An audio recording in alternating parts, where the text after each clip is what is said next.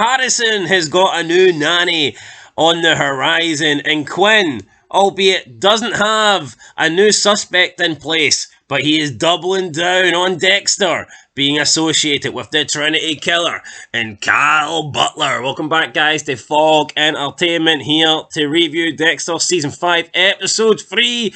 This one is called Practically Perfect, and I believe that is what Dexter thought of Harrison's new Irish nanny. Nanny McPhee, yeah. Big nanny for Harrison. I guess Dexter's going to need someone looking after his kids. Well, one now for now, while he's out in the killing spree. It wouldn't make any sense. But you know what? Dexter's definitely the kind of guy that would leave Harrison alone for 12 hours, though. Let's be honest. See if there was no nanny available. See if nannies didn't exist. And Debra's not going to be looking after kids 24/7. Dexter would have finished. Aye. It would have been over. Season 5 would have went like 5 episodes. They would have realised, here, this doesn't work. And the series, some people would say maybe that would have been for the best. Did he ask the grandparents, why don't you take the baby? Aye, I can't separate them from their brother and sister. I'm surprised he didn't actually play that. Why didn't the grand? I guess because that's actually his fucking biological son, perhaps. They're Paul's parents. Here, but would Dexter complained if the grandparents were like, here, we'll take Harrison as well? I don't think he actually would have. I think that would have been the best outcome for Dexter. He only has to visit like once every 10 months or something. Aye. When there's a kill in the vicinity.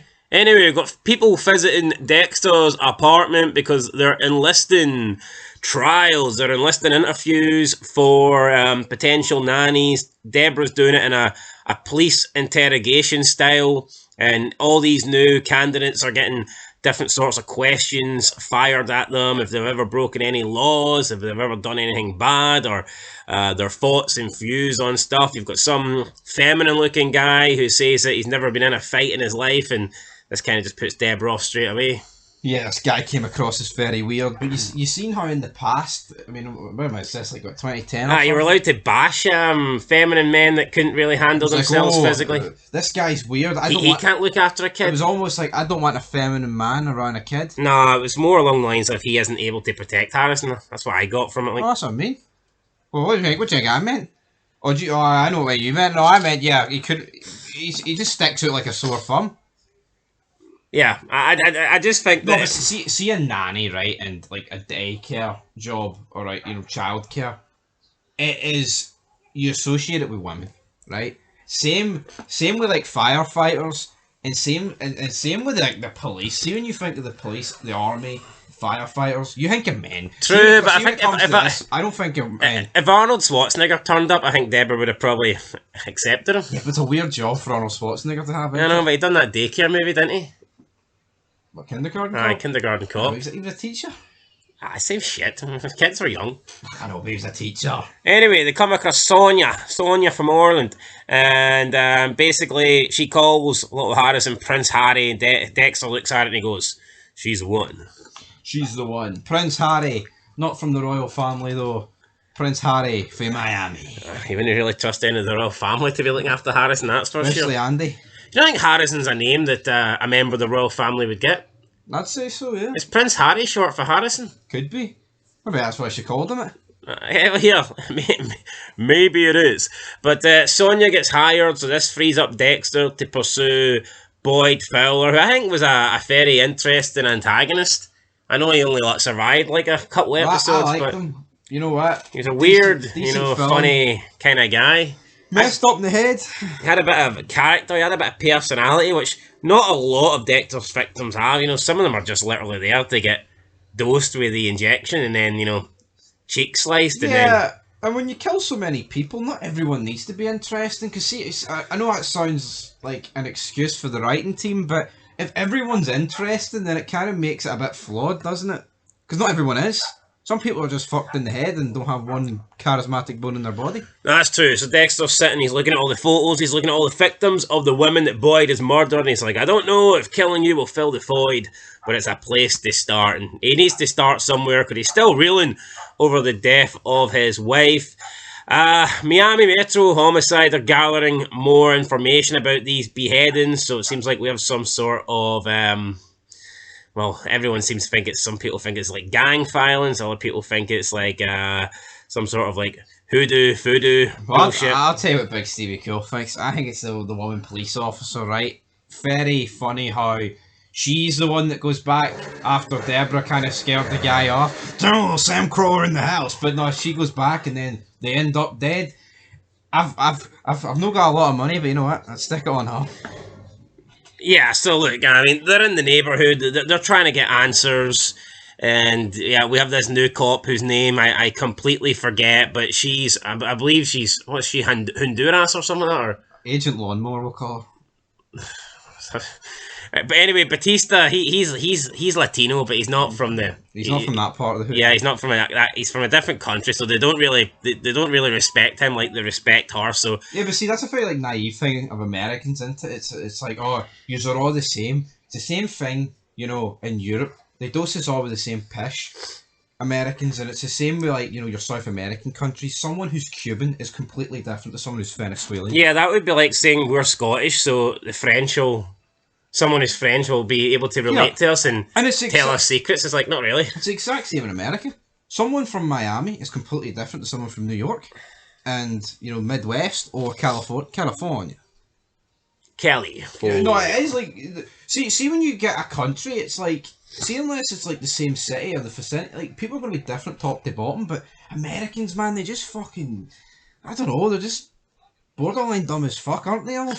Right, you don't need to bash them every feed. I know. Alright. No wonder our views and subscribers are plummeting. Just calm it down. You are great guys. We love you all. So yeah, Quinn is joking about him and Debra being married and all this stuff, using couple terms, and she doesn't like it. She doesn't like it, but he wants more sex, I guess, so he's continuing to use that. Dexter then has a little planned lunch with Boyd Fowler. Boyd knew nothing about it, but Dexter, he was following his paths, he was tracking his routes, and he just planted his ass down at the same diner that Boyd Fowler happened to be on, reading a paper, pretending he's looking for jobs. He gives another fake alias name, Devin Butler. Not Devin Butler, Devin something. That's too similar to Kyle. Keep a bit of distance. Keep it cold. Cool, Felipe, cool. But yeah, he's looking for jobs. He's divorced. This guy relates to a man struggling in these dark times. Obviously, he doesn't like women, this big man. So maybe he struggled as well. Maybe Boyd Fowler, maybe he's a struggler. So he offers Dexter to come along with him tomorrow, and he can try out the whole dead animal pickup job, which Dexter agrees to. Dexter does agree to it. We then see the job in its entirety. I mean, listen, see if you're all right around dead animals. Right, this is actually quite an easy job. You just drive around, pick up dead foxes, birds. Florida, so you do get the occasional snake or crocodile, which I guess would be cool. But I mean, there's worse jobs in this. You know what I mean? Like they're making it like he's like bloody wiping shite off somebody's arse or something. You know what I mean? Yeah, no, I think that's a pretty cool job, especially in Miami. Yeah, so decent job. Dexter goes home that night. Harrison's gone. He panics, but it turns out that he was just out in the balcony with Sonia. Dexter almost flipped, but I guess he's still getting used to being down a wife, so maybe a little paranoid, maybe a little bit panicky. But yeah, him and Sonia, they air it out. She said she left a note, and he calms down. And I mean, it looks like this is going to be a good match made in heaven. Maybe this nanny Harrison relationship. A match that's maybe not made in heaven though is Batista and LaGuerta. She keeps asking him about what happened over this fight. He finally tells the truth. He finally says that basically the agent or officer in question was talking shite about Maria, basically saying that she's good for giving out sexual favors or whatever around Miami, and that she's known for it. Batista wasn't having this, so he punched the guy, but it turns out he didn't just punch him, he battered him, and this guy is in a bit of trouble, and therefore looks like Batista could also be in trouble. Yeah, bleed on the brain, something like that. Not ideal. I tell you what, right, I know shows emphasise on this, but this is why getting into fights in the streets really not worth it. No, it's so dumb, man. See, people think that they're tough for fighting in the streets, or if someone calls you something. I think getting physical should be a last resort. Yeah, I know you want to act tough. Oh, look at him, he's walking off. Here, 9 times out of 10, walking off's the smart thing to do.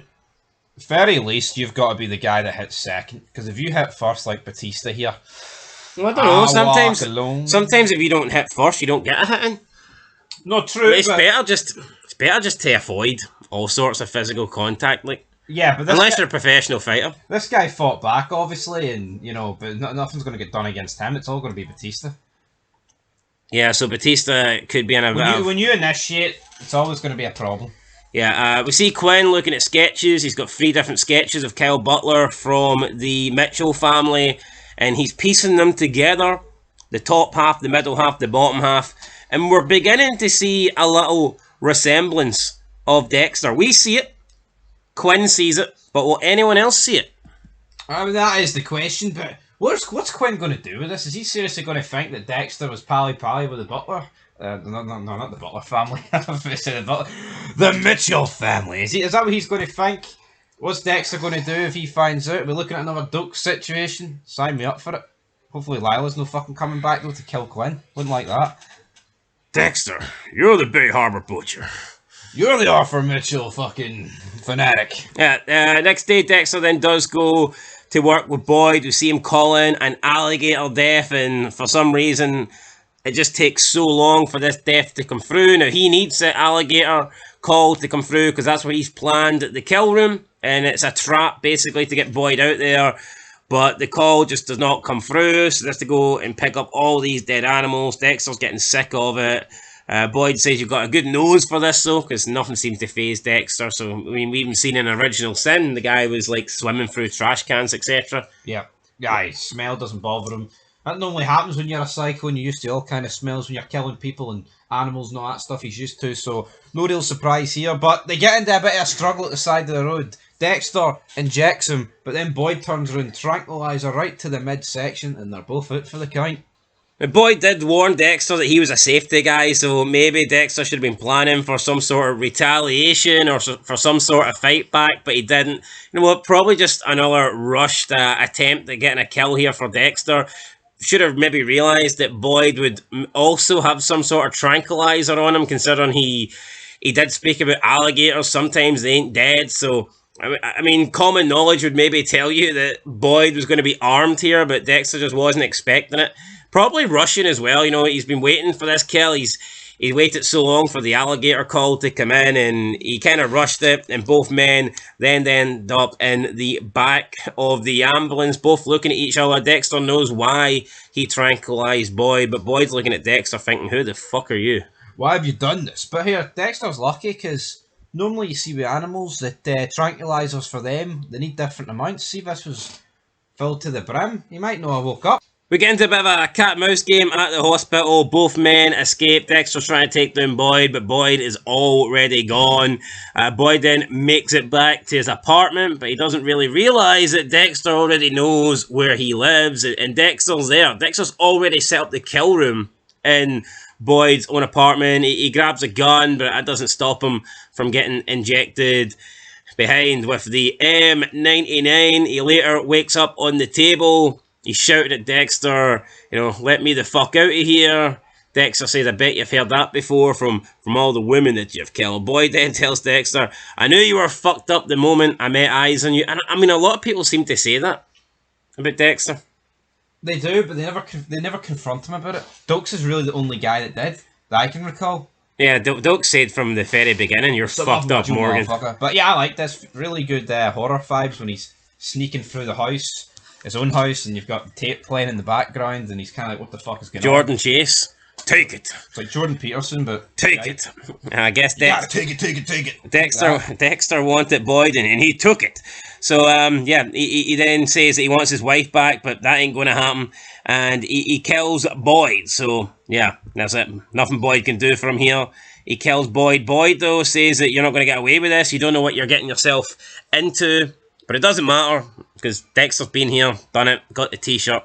He kills Boyd in his own house, and then notices that there's somebody watching on, peering through a window. So Dexter opens it, and he finds a battered woman who I'm assuming would have been Boyd Fowler's next victim. The strands of hair, potentially. Yeah, she tries to escape, but collapses from exhaustion, and now Dexter realizes that there's a witness to him killing someone. For the first time, probably not, but there's a real life witness here, and Dexter's gonna have to do something about it. Where was the first witness? It was probably that kid in the trunk back in season 1. Yeah. That was fucking donkeys ago, though. The immigration. I plucked that out like a fucking... the immigration. Yeah, he drew pictures of Dexter as well. Nowhere near, though. No, it wasn't. Nothing. Didn't look anything like Cal Butler. Looked like Jesus, didn't it? Yeah, anyway, that's the end of the episode. I'm gonna get an 8. I'll get an 8 as well. I think season 5 started pretty good. I was expecting a bit of a drop off, but as I said earlier on in this season, it's like you're not going to go for like goat it to shite overnight. It's going to be more of a gradual decline in here. Maybe this door opening here at the end could be the start of it. Who knows? I'll get an 8 though. I'll get an 8 as well, guys. Catch you in the next one. Let us know your rating down below, and we'll see you next time. And let us know, do you think the person who just opened this door has ruined the show? Let us know what you think in the comments. I'm going to say yes. Catch you in the next one. Fuck Lumen Pierce. Till then, peace.